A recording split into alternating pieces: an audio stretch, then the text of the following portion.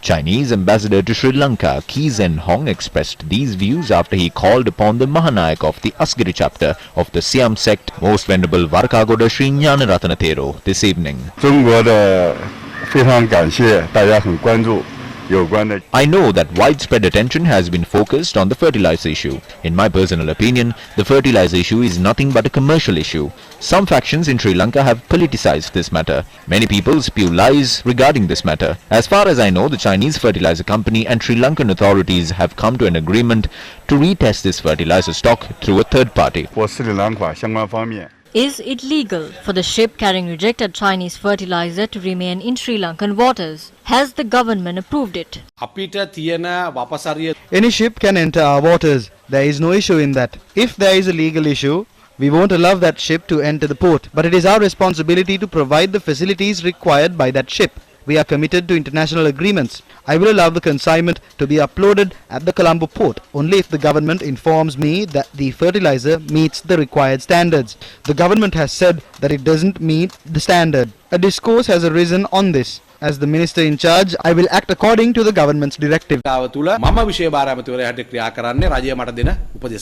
the minister expressed these views in Kalutara, the Hippo Spirit ship carrying organic fertilizer with harmful microorganism is currently off the seas of Kalutara. It has been seen 11.8 nautical miles off the Calido beach over the last few days. The ship has been travelling in those waters for some days. Agriculture Secretary Professor Udita K. Jayasinghe told News First that the Agriculture Ministry has not changed its stance on the fertilizer consignment.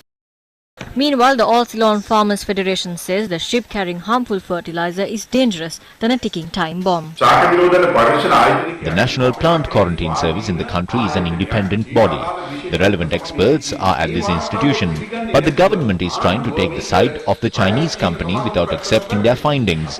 Let's assume that we visit a hotel to have some meals, and the PHI officers have said that the food is unhygienic. The hotel owner says that he cannot accept that and that he wants a third party to test it.